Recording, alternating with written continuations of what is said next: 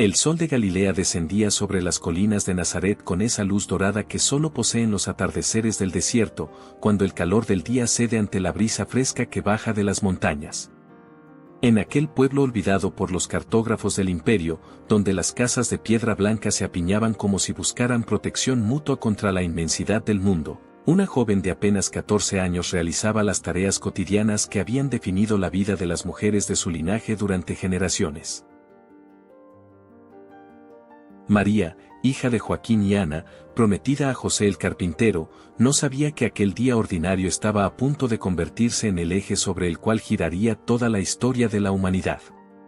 ¿Quién podría haber imaginado que en aquella casa humilde, entre el aroma del pan recién horneado y el sonido del agua vertiéndose en el cántaro de barro, se desplegaría el misterio más grandioso jamás contemplado por los ángeles? La tradición nos dice que María se encontraba en oración cuando el arcángel Gabriel apareció ante ella. No fue un sueño, no fue una visión difusa de esas que la mente humana puede atribuir al cansancio o la imaginación febril. Fue una presencia real, luminosa, tan poderosa que la atmósfera misma de aquella habitación pareció transformarse, como si el aire se hubiera vuelto más denso, cargado de una solemnidad que trascendía lo terrenal. El mensajero celestial llevaba consigo palabras que habían esperado milenios para ser pronunciadas, palabras que los profetas habían vislumbrado en visiones fragmentadas, palabras que ahora caían sobre los oídos de una virgen como rocío divino sobre tierra sedienta. Alégrate, llena de gracia, el Señor está contigo. ¿Puede acaso el lenguaje humano capturar la magnitud de ese saludo?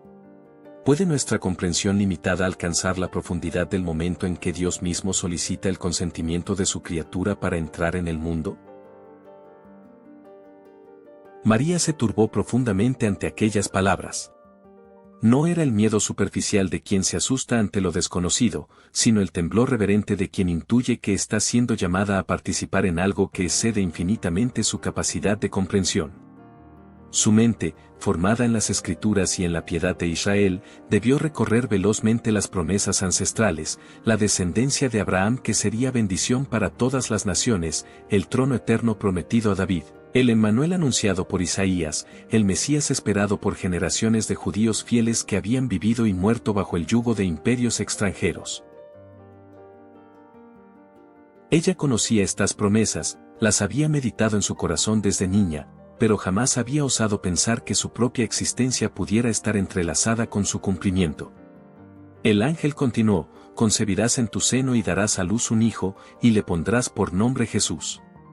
Será grande y será llamado Hijo del Altísimo, y el Señor Dios le dará el trono de David, su padre, y reinará sobre la casa de Jacob para siempre, y su reino no tendrá fin. Aquí, en este instante suspendido entre el tiempo y la eternidad, María enfrentó la pregunta que definiría no solo su vida sino el destino de toda la creación. ¿Cómo será esto, puesto que no conozco varón? No era incredulidad lo que motivaba su pregunta, como en el caso de Zacarías ante el anuncio del nacimiento del Bautista. Era la humildad de quien reconoce sus limitaciones y busca entender cómo podría Dios obrar a través de ellas. La respuesta del ángel develó el misterio que la teología tardaría siglos en contemplar plenamente: el Espíritu Santo vendrá sobre ti, y el poder del Altísimo te cubrirá con su sombra. Por eso el que ha de nacer será santo y será llamado Hijo de Dios. La encarnación, ese misterio impenetrable donde lo divino y lo humano se unen sin confusión ni división, comenzaría en el vientre virginal de aquella muchacha Galilea. Dios no descendería como un conquistador con ejércitos celestiales, sino como un niño indefenso en el seno de una madre. La omnipotencia divina elegiría la vulnerabilidad humana como vehículo de redención. Y entonces, en medio del silencio cargado de expectación donde el cielo y la tierra parecían contener el aliento, María pronunció las palabras que abrieron las puertas del paraíso cerradas desde la caída de nuestros primeros padres: «He aquí la esclava del Señor, hágase en mí según tu palabra». Este fiat, este sí incondicional pronunciado en la oscuridad de la fe, sin comprender plenamente las implicaciones, sin conocer el precio que pagaría su corazón al pie de la cruz, fue el punto de inflexión de la historia. Donde Eva había dicho sí a la tentación y la desobediencia, María decía sí a la gracia y la obediencia. Donde la primera mujer había buscado ser como Dios por su propia cuenta, la nueva Eva aceptaba ser la madre de Dios por pura gracia. En ese instante, el Verbo eterno que existía desde antes de todos los siglos se hizo embrión en su vientre inmaculado. El que había creado las galaxias y ordenado el movimiento de los astros se hizo dependiente del latido del corazón de una joven virgen. ¿Comprendió María en ese momento la totalidad de lo que estaba aceptando? Probablemente no. La fe nunca exige comprensión total antes de la obediencia.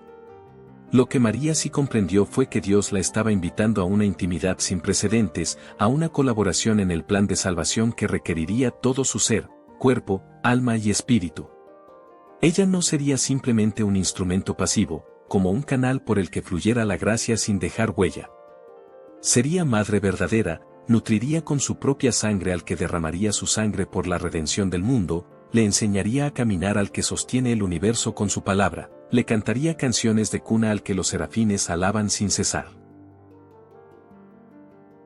El ángel se retiró de su presencia, pero María quedó transformada para siempre. En su vientre latía ahora el corazón de Dios hecho hombre.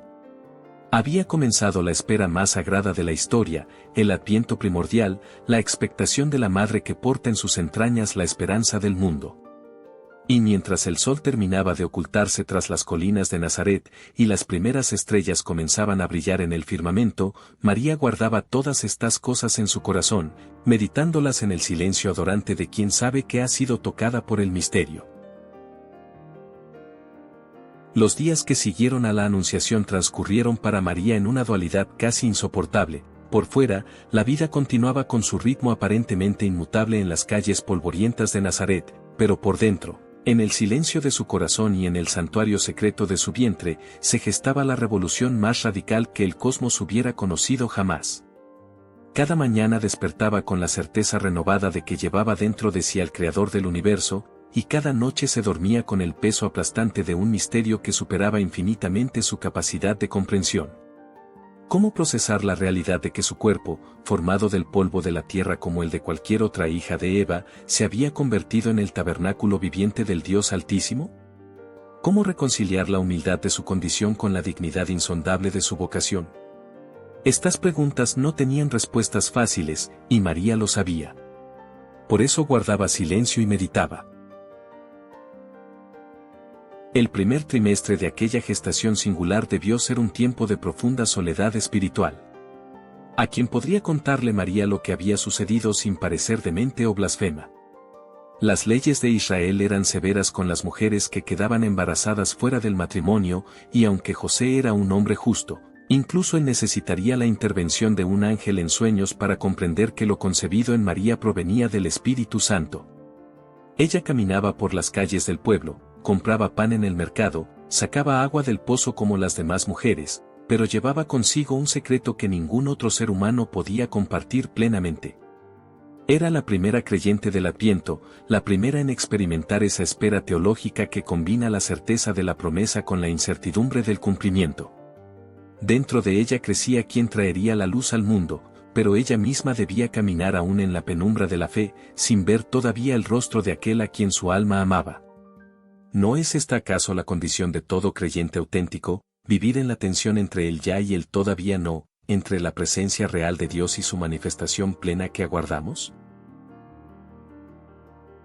La experiencia física del embarazo adquiría para María dimensiones místicas que ninguna otra madre había conocido ni conocería jamás. Cuando sentía las primeras náuseas matutinas, ¿no eran acaso el recordatorio de que lo divino y lo humano se entrelazaban en su ser de manera tan íntima que su propio cuerpo debía adaptarse al milagro? Cuando su vientre comenzó a redondearse levemente, cuando las primeras transformaciones de la maternidad se hicieron evidentes en su cuerpo joven, ella contemplaba estos signos con una mezcla de asombro y reverencia. Cada cambio físico era una confirmación visible de una realidad invisible. El Verbo se estaba haciendo carne, literalmente, célula por célula, en sus entrañas. Los teólogos posteriores emplearían términos como hipostática unión y comunicación de idiomas para intentar explicar el misterio de las dos naturalezas de Cristo, pero María lo vivía de manera mucho más directa y concreta. Ella alimentaba con su propia sangre al que es la vida misma, compartía su oxígeno con quien había insuflado el aliento en las narices de Adán, sentía crecer dentro de sí al que no puede ser contenido por los cielos de los cielos. Pero este privilegio inmenso venía acompañado de un peso espiritual considerable. María no era una figura etérea flotando por encima de las luchas humanas, inmune al miedo y la duda. Era una mujer real, de carne y hueso, con emociones reales y preguntas reales que asaltaban su mente en las noches de insomnio. Las profecías mesiánicas que ella conocía hablaban de un rey conquistador, de un libertador político que restauraría el reino de Israel a su antigua gloria davídica. Pero el ángel también había hablado en términos que sugerían algo más profundo, un reino que no tendría fin, una soberanía que trascendía las fronteras terrenales. ¿Cómo se reconciliarían estas expectativas con la realidad de un niño que nacería en la pobreza, hijo de una virgen sin recursos, en un pueblo del que se decía que nada bueno podía salir? María no tenía todas las respuestas, y precisamente en esa oscuridad, su fe brillaba con mayor intensidad. Ella había aprendido lo que toda alma contemplativa debe aprender, que Dios obra frecuentemente de maneras que contradicen la lógica humana, que su fuerza se perfecciona en la debilidad, que elige lo necio del mundo para confundir a los sabios. Había momentos, sin duda, en los que el peso del secreto amenazaba con aplastarla. Cuando cruzaba miradas con las otras mujeres del pueblo y veía en sus ojos la curiosidad apenas disimulada, cuando escuchaba los susurros que comenzaban a circular sobre su embarazo prematuro, cuando sentía el dolor de José antes de que el ángel lo visitara, María debió experimentar una soledad que rayaba en la desolación. Pero en esos momentos de prueba, cuando la tentación de dudar acechaba en los rincones de su mente, ella volvía una y otra vez al recuerdo de aquella tarde dorada en Nazaret, a las palabras del arcángel, al momento preciso en que había pronunciado su fiat. Esa memoria se convertía en su ancla espiritual, en la roca sobre la cual se sostenía su esperanza. Dios le había pedido su consentimiento, y ella lo había dado libremente. Ahora debía confiar en que aquel que había iniciado la obra buena en ella la llevaría a cumplimiento. Esta es la esencia del Adviento auténtico, no una espera pasiva y resignada, sino una expectación activa y confiada, sostenida por la fidelidad de Dios incluso cuando las circunstancias parecen contradecir sus promesas. Con el paso de las semanas, el Hijo de Dios continuaba su desarrollo silencioso en el claustro materno. Cada etapa del crecimiento fetal, ese proceso maravilloso que la ciencia moderna ha logrado documentar con precisión asombrosa, se convirtió para María en una revelación progresiva del misterio de la encarnación. Cuando el corazón minúsculo de aquel embrión comenzó a latir, ¿resonaba en ese primer palpitar el ritmo mismo del amor divino? Cuando se formaron sus manitas que un día bendecirían a multitudes y tocarían a leprosos, cuando se desarrollaron sus ojos que verían la miseria humana con compasión infinita, cuando su cerebro comenzó a organizarse para albergar una conciencia que era simultáneamente humana y divina, María era testigo privilegiada del descenso de Dios a nuestra condición. Ella no solo esperaba al Mesías como lo hacía todo Israel, lo gestaba. No solo anhelaba su venida como los profetas, lo nutría con su propia sustancia. Era la primera en el Adviento porque era la primera en experimentar la cercanía absoluta del Salvador, una cercanía tan íntima que resultaba biológica, física, corporal. Y así transcurrieron aquellos meses iniciales, en el secreto y en el silencio, en la oscuridad luminosa de la fe y en la espera grávida de esperanza. María se había convertido en la primera custodia eucarística de la historia, portando en su seno al pan de vida antes de que el pan y el vino se transubstanciaran sobre los altares del mundo. Cada día que pasaba la acercaba más al momento del parto, pero también profundizaba su comprensión de que este niño no le pertenecía solo a ella, sino que era regalo de Dios para toda la humanidad. Su maternidad era única, irrepetible, pero también era representativa y universal. En su vientre virginal se gestaba la esperanza de todo ser humano que alguna vez ha clamado en la oscuridad por la luz, de todo corazón quebrantado que ha suplicado consuelo, de toda alma perdida que ha buscado el camino de regreso a casa. María lo sabía, y ese conocimiento transformaba su espera personal en intercesión cósmica, su adviento privado en el paradigma de toda expectación cristiana auténtica. El camino desde Nazaret hasta la región montañosa de Judá era largo y arduo, especialmente para una mujer joven en las primeras etapas del embarazo. Serpenteaba por colinas pedregosas, atravesaba valles polvorientos donde el sol golpeaba sin misericordia, y requería varios días de viaje a pie o en burro a través de territorios que no siempre eran seguros para los viajeros solitarios. Pero María emprendió esa jornada con una urgencia que trascendía toda consideración de comodidad o prudencia mundana. El ángel Gabriel le había revelado que su prima Isabel, aquella mujer estéril y ya entrada en años a quien todos consideraban marcada por la vergüenza de la infertilidad, había concebido milagrosamente un hijo que prepararía el camino del Señor. María necesitaba ir a ella, no solo por caridad familiar o deber social, sino porque en lo profundo de su espíritu intuía que este encuentro entre dos madres extraordinarias tendría un significado que reverberaría a través de los siglos. ¿No es acaso característico de Dios orquestar encuentros aparentemente casuales que resultan ser momentos de revelación divina, intersecciones donde el cielo toca la tierra de manera tangible? Cuando María llegó finalmente a la casa de Zacarías e Isabel en aquella aldea de las montañas judías, cuando sus pies cansados del viaje atravesaron el umbral y su voz juvenil pronunció el saludo tradicional de paz, algo extraordinario sucedió que ni los evangelistas posteriores podrían capturar plenamente con palabras humanas. En el momento preciso en que el sonido de la voz de María alcanzó los oídos de Isabel, el niño que ésta llevaba en su vientre, Juan el Precursor, saltó de alegría en sus entrañas.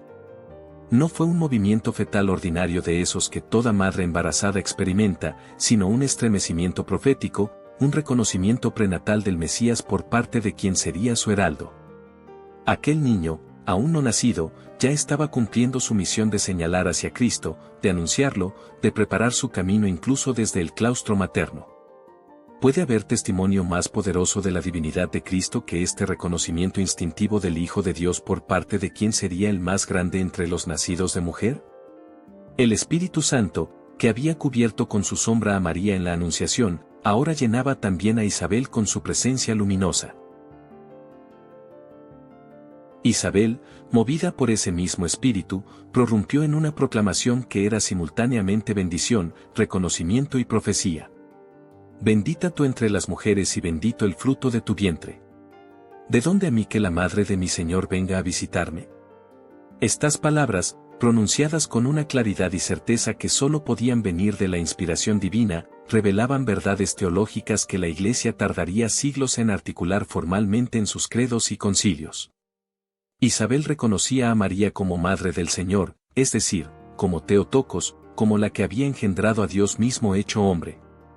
No había ambigüedad en su declaración, no había espacio para interpretaciones reduccionistas que intentaran disminuir la dignidad del niño que María portaba.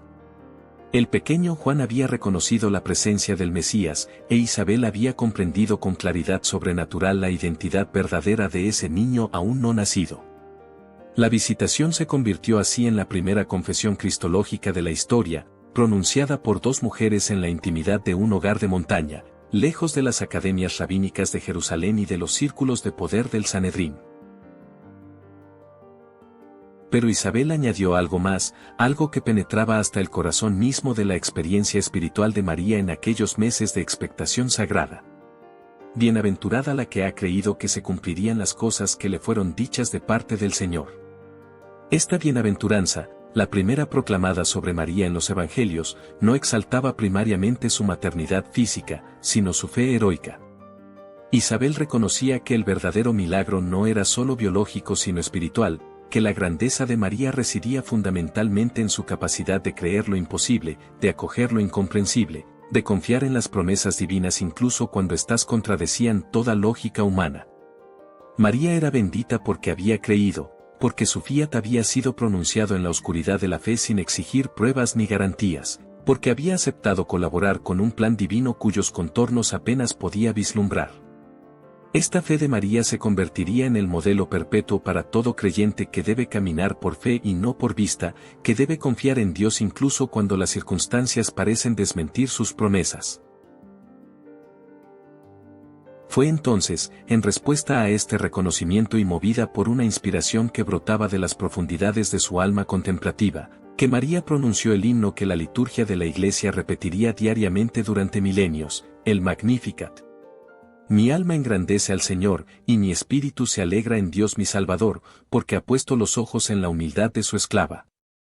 Este cántico no era una composición espontánea e improvisada, sino una síntesis magistral de toda la tradición profética de Israel, un tejido de alusiones bíblicas que revelaban la profundidad de la formación espiritual de María.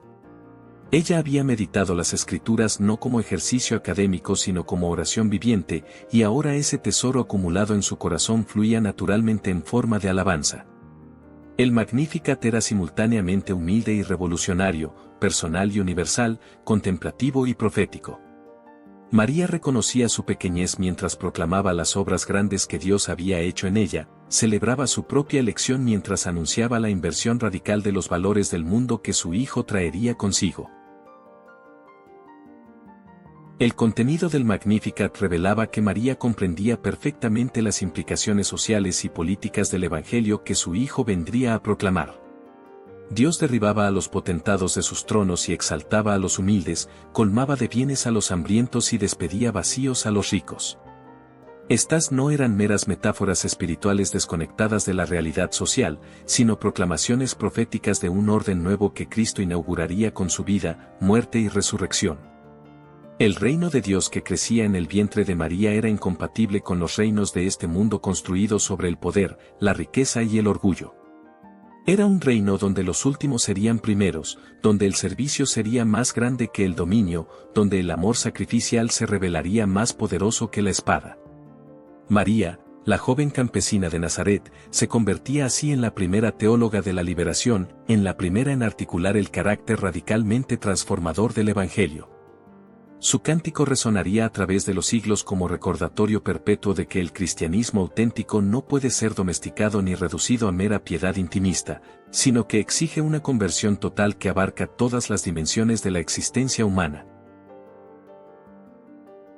María permaneció con Isabel aproximadamente 3 meses, es decir, hasta cerca del momento del nacimiento de Juan. Aquellos meses de convivencia entre las dos mujeres embarazadas debieron ser tiempo de comunión profunda, de conversaciones íntimas donde compartían sus esperanzas y temores, sus alegrías y perplejidades ante los misterios que portaban en sus vientres. Isabel, con la sabiduría de la edad y la experiencia, pudo ofrecer a María el consuelo de la comprensión, el alivio de no estar completamente sola en su experiencia extraordinaria. Y María, con la frescura de la juventud y la claridad de su visión profética, renovaba el espíritu de Isabel recordándole que las promesas de Dios siempre se cumplen, aunque sea de maneras que desafían nuestra imaginación limitada. Cuando finalmente María emprendió el camino de regreso a Nazaret, llevaba consigo no solo la confirmación externa de su propia experiencia, sino también la certeza renovada de que formaba parte de un plan divino más grande que ella misma, un plan que incluía a Juan y a Jesús, a Israel y a todas las naciones, al tiempo presente y a la eternidad que vendría. El decreto de César Augusto llegó a Nazaret como llegan todos los edictos imperiales, con la frialdad burocrática de quien gobierna imperios desde mármoles romanos sin conocer los rostros de aquellos sobre quienes ejerce su poder. Que se empadrone todo el mundo, ordenaba el emperador desde su trono lejano, movido por ambiciones fiscales y sueños de gloria que nada tenían que ver con las vidas pequeñas de carpinteros galileos y sus esposas embarazadas.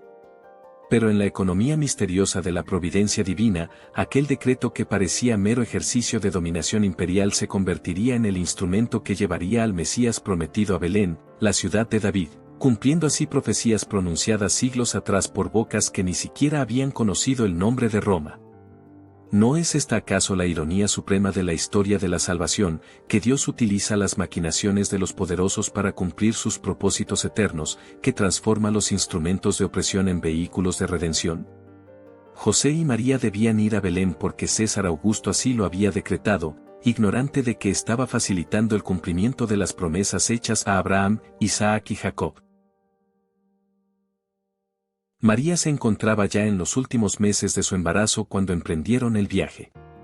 Su vientre prominente proclamaba una nueva vida a punto de irrumpir en el mundo, aunque los viajeros que cruzaban con ellos en los caminos polvorientos no podían imaginar la identidad del niño que ella llevaba. El trayecto desde Nazaret hasta Belén cubría aproximadamente 150 kilómetros a través de un terreno irregular y exigente, un camino que en las mejores circunstancias requería varios días de marcha sostenida. Para una mujer en las etapas finales del embarazo, cada kilómetro debía representar un desafío físico considerable, cada subida una prueba de resistencia, cada sacudida del burro un recordatorio de su vulnerabilidad. Pero María avanzaba con esa determinación serena que había caracterizado toda su respuesta a la voluntad divina, sin quejarse, sin rebelarse contra las circunstancias aparentemente adversas, confiando en que aquel que había iniciado esta obra extraordinaria en ella la sostendría hasta su culminación. José caminaba a su lado, protector y solícito, probablemente atormentado por la preocupación de que el niño pudiera nacer en medio del camino, sin techo ni asistencia, en la intemperie hostil del desierto. El paisaje que atravesaban era el mismo que habían recorrido los patriarcas y profetas de Israel, las mismas colinas donde Abraham había levantado altares, los mismos valles por donde David había huido de Saúl, los mismos horizontes que Jeremías había contemplado con lágrimas al profetizar el exilio. Cada piedra del camino estaba impregnada de memoria sagrada, cada poblado que cruzaban había sido testigo de algún capítulo de la larga historia de amor entre Dios y su pueblo elegido. María conocía estas historias, las había aprendido desde niña, y ahora al atravesar esos mismos lugares debía sentir que su propia vida se entrelazaba con el gran tapiz de la historia de la salvación.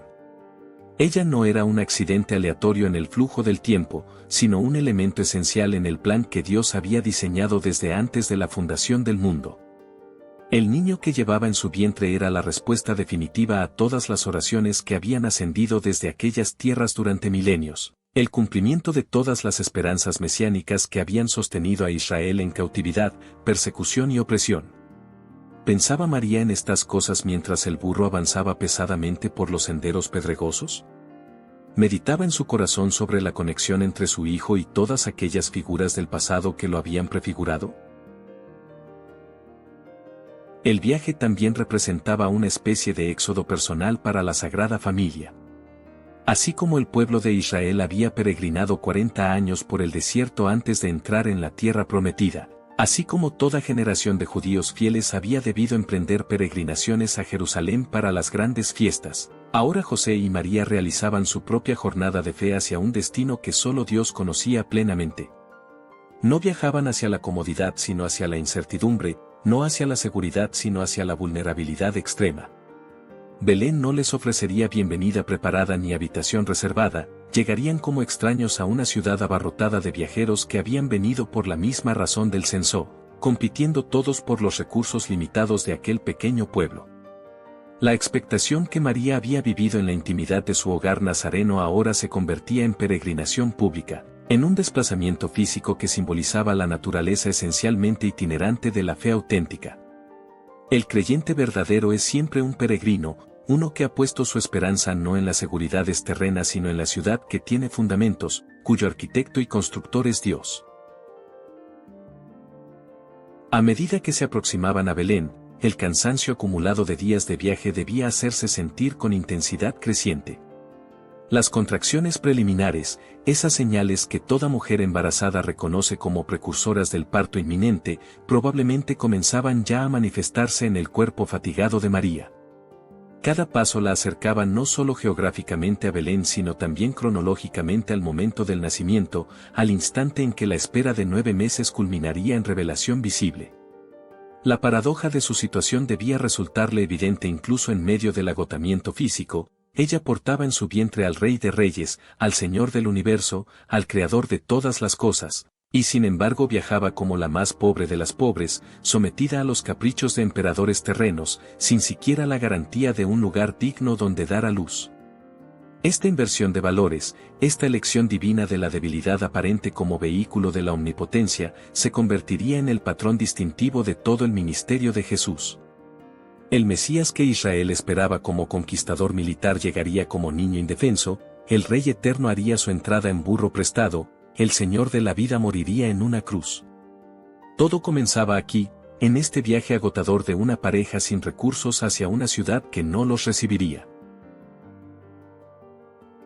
Cuando finalmente las murallas de Belén se hicieron visibles en el horizonte, cuando las primeras casas del pueblo natal de David aparecieron ante sus ojos cansados, María y José debieron experimentar ese alivio mezclado con aprensión que sienten todos los viajeros al aproximarse al final de un trayecto difícil.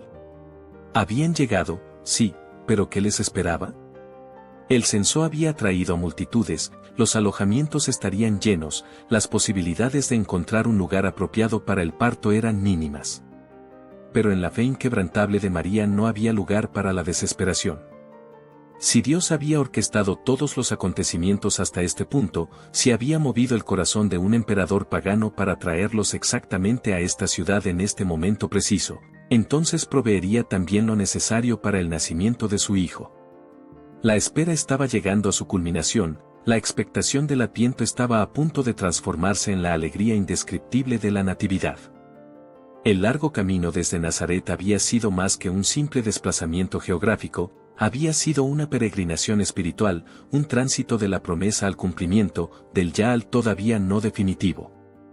Y ahora, en las afueras de Belén, con el sol descendiendo hacia el horizonte y las primeras estrellas comenzando a brillar en el firmamento, la historia de la humanidad estaba a punto de cambiar para siempre. No había lugar para ellos en la posada. Estas palabras, registradas con sobriedad casi brutal por el evangelista, contienen una de las ironías más profundas de toda la revelación divina. El creador del universo fue rechazado por su propia creación en el momento mismo de su entrada al mundo.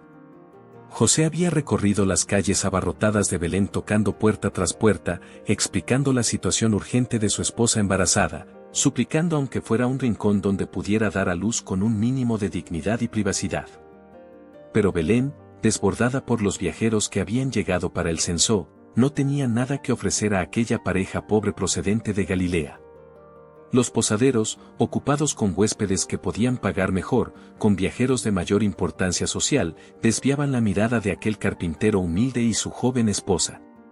¿Cómo podían saber que estaban rechazando al Mesías prometido, que sus negativas serían recordadas y meditadas por incontables generaciones de cristianos? La ceguera espiritual de la humanidad quedaba simbolizada en aquellas puertas cerradas, en aquellos corazones demasiado ocupados con sus propios asuntos para reconocer el momento de la visitación divina. Finalmente, movido quizás por la compasión o simplemente por el deseo de librarse de aquellos solicitantes insistentes, alguien señaló hacia una cueva en las afueras del pueblo que servía como establo para los animales. No era un lugar apropiado para un parto humano, mucho menos para el nacimiento del Salvador del mundo, pero era lo único disponible. José guió a María hasta allí, ayudándola a caminar mientras las contracciones se intensificaban, cada paso un esfuerzo supremo para la joven madre exhausta por días de viaje y por el trabajo de parto que ya había comenzado. El olor a estiércol y paja húmeda llenaba el aire, el mugido de los animales resonaba en las paredes de piedra, la oscuridad apenas era aliviada por la luz tenue de una lámpara de aceite. Este era el palacio donde nacería el Rey de Reyes, el trono desde el cual el Señor del universo haría su entrada triunfal a la historia humana. Dios había elegido el escenario más humilde imaginable para el acontecimiento más grandioso de todos los tiempos, demostrando una vez más que sus caminos no son nuestros caminos ni sus pensamientos nuestros pensamientos. Y allí, en aquel establo improvisado, entre el vapor que exhalaban los animales y el frío cortante de la noche invernal de Judea, María dio a luz a su hijo primogénito. El dolor del parto, consecuencia del pecado original según la tradición teológica, se convirtió para ella en participación anticipada en la obra redentora de Cristo. Cada contracción era un paso más hacia la revelación del Redentor, cada momento de sufrimiento un acto de colaboración con el plan salvífico de Dios. La tradición piadosa ha especulado a menudo sobre si María experimentó los dolores del parto o si su maternidad virginal estuvo exenta de sufrimiento, pero independientemente de los detalles fisiológicos, lo cierto es que aquel momento representó la culminación de 9 meses de espera, el punto de encuentro entre la promesa y su cumplimiento, entre la expectación del Adviento y la alegría de la Navidad. Cuando finalmente el niño emergió de su vientre, cuando el Verbo eterno que había habitado en ella durante todos aquellos meses se hizo visible y tangible, cuando por primera vez María pudo contemplar el rostro de aquel a quien su alma amaba, la historia del mundo alcanzó su punto de inflexión definitivo. lo envolvió en pañales y lo recostó en un pesebre. Estos gestos sencillos, realizados por manos temblorosas de emoción y agotamiento, encerraban un simbolismo que los padres de la Iglesia meditarían durante siglos. El niño Dios envuelto en pañales como símbolo de su verdadera humanidad, de su identificación total con la condición humana excepto en el pecado. El pesebre, recipiente del alimento para los animales, convertido en cuna del pan de vida que descendió del cielo para alimentar a la humanidad hambrienta. María realizaba estos actos maternales primordiales con la reverencia de quien sabe que está tocando lo sagrado, lavando y vistiendo a aquel ante quien los serafines velan sus rostros. Era verdaderamente su hijo, carne de su carne, dependiente de sus cuidados para sobrevivir, y sin embargo era también su creador, aquel por quien y para quien habían sido creadas todas las cosas. Esta paradoja insondable de la encarnación se hacía concreta y palpable en las manos de María mientras sostenía a aquel niño recién nacido contra su pecho, escuchando sus primeros llantos, sintiendo la calidez de su cuerpecito vulnerable. Mientras tanto, en las colinas cercanas a Belén, los pastores vigilaban sus rebaños durante las guardias de la noche. Eran hombres rudos, marginados sociales considerados ritualmente impuros por las élites religiosas de Jerusalén, demasiado ocupados con sus ovejas para cumplir escrupulosamente todas las prescripciones de la ley. Pero fueron ellos, y no los sacerdotes del templo ni los escribas eruditos en las escrituras, quienes recibieron el primer anuncio del nacimiento del Mesías. El ángel del Señor se les apareció envuelto en gloria celestial, y el esplendor divino iluminó las tinieblas de aquella noche transformándola en mediodía sobrenatural. No temáis, proclamó el mensajero angelical, os anuncio una gran alegría que lo será para todo el pueblo. Hoy, en la ciudad de David, os ha nacido un Salvador, que es el Cristo Señor. La elección de los pastores como primeros testigos del nacimiento revelaba una vez más el carácter revolucionario del Evangelio. Dios no buscaba a los poderosos sino a los humildes, no convocaba a los sabios según el mundo sino a los sencillos de corazón. Cuando los pastores llegaron apresurados al establo, guiados por el anuncio angelical, encontraron exactamente lo que les había sido revelado, María y José, y el niño acostado en el pesebre. No había pompa ni ceremonia, no había cortejo real ni guardias armados, solo una familia pobre en un establo prestado y un recién nacido envuelto en pañales.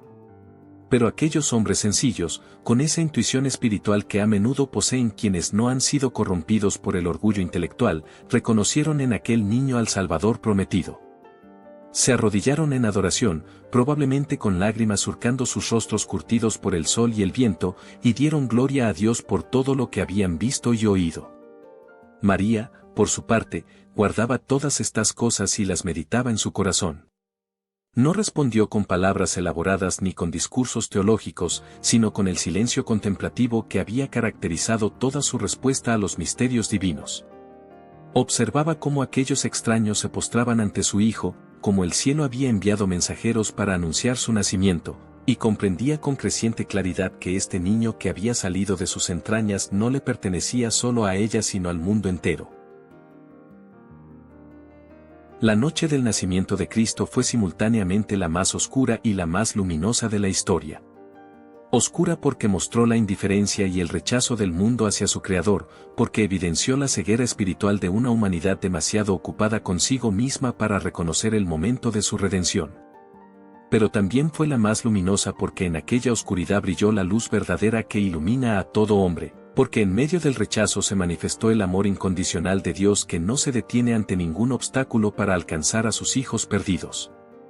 María, sosteniendo en sus brazos al niño Dios mientras las primeras luces del amanecer comenzaban a filtrar por la entrada del establo, era el punto de encuentro entre el cielo y la tierra, entre la divinidad y la humanidad, entre la promesa antigua y su cumplimiento definitivo. La esperanza se había hecho carne, y aquella carne dormía ahora apaciblemente en los brazos de su madre, ignorante aparentemente del sufrimiento redentor que le aguardaba, pero ya comenzando la obra de salvación que culminaría en el Calvario y se sellaría con la resurrección gloriosa. Cuando el niño de Belén creció, cuando sus pies infantiles que habían aprendido a dar pasos inseguros por la casa de Nazaret comenzaron a recorrer los caminos polvorientos de Galilea anunciando el reino, el misterio de la maternidad de María no se agotó, sino que se profundizó de un modo nuevo y desgarrador. La mujer que había esperado en silencio los meses de su embarazo, que había contemplado extasiada el rostro de su hijo recién nacido, ahora debía aprender a esperar de otra manera, ya no el nacimiento físico, sino el alumbramiento doloroso de la redención en el Calvario. Cada milagro que Jesús realizaba, cada palabra de fuego que salía de sus labios, confirmaba que los anuncios angélicos habían sido verdaderos, pero también la acercaban al cumplimiento de la profecía de Simeón, esa espada que atravesaría su alma. El adviento de María se extendía así más allá de la Navidad, se proyectaba hacia la Pascua y la Ascensión, configurando toda su existencia como una expectación incesante, una vigilia silenciosa junto al misterio de su Hijo. ¿No es esta la huella de toda auténtica esperanza cristiana, que nunca se sacia del todo en los cumplimientos parciales, sino que siempre mira más allá hacia la plenitud definitiva?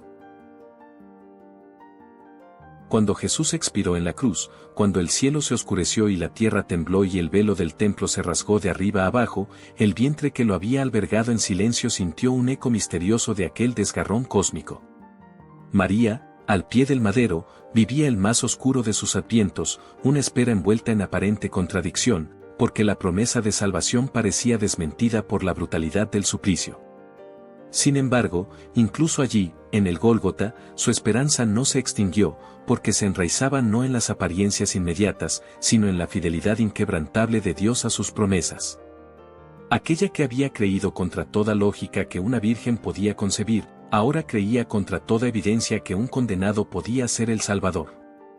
Su espera pascual, entre el sepulcro sellado y el amanecer de la resurrección, fue el supremo ejercicio de esperanza teologal, la exhalación última de un corazón totalmente abandonado a la voluntad del Padre.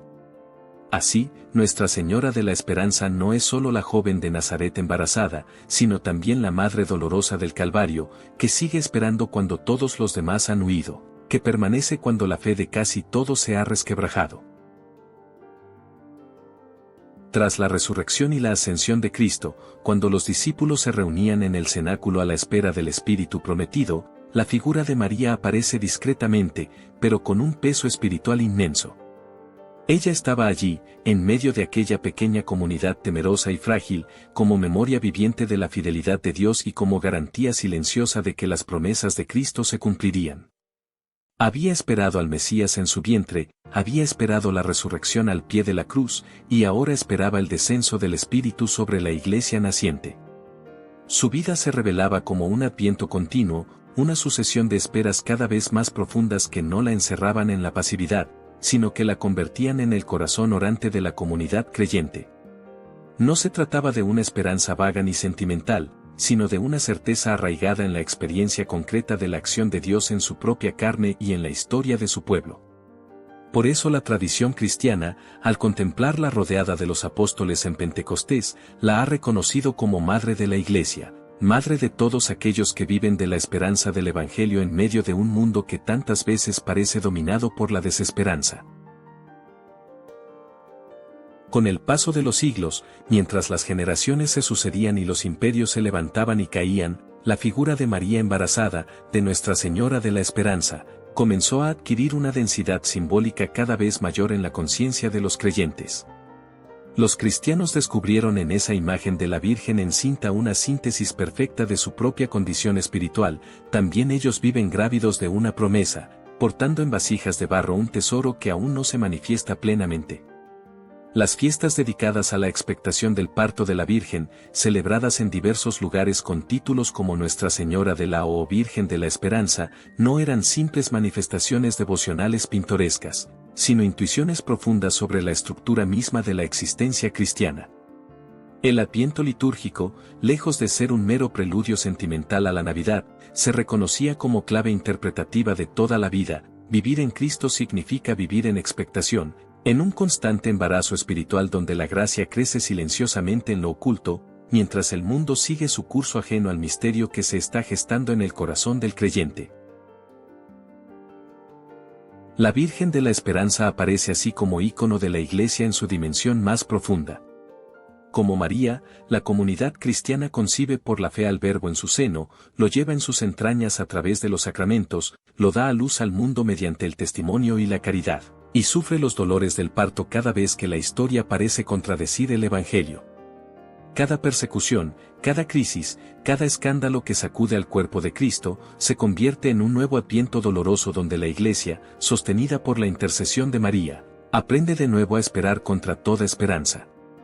En las catacumbas de los primeros siglos, en los monasterios medievales, en las reducciones misioneras, en las parroquias pobres de los barrios marginales de las grandes ciudades modernas, la imagen de María encinta ha acompañado a los fieles como recordatorio de que Dios nunca abandona la obra de sus manos.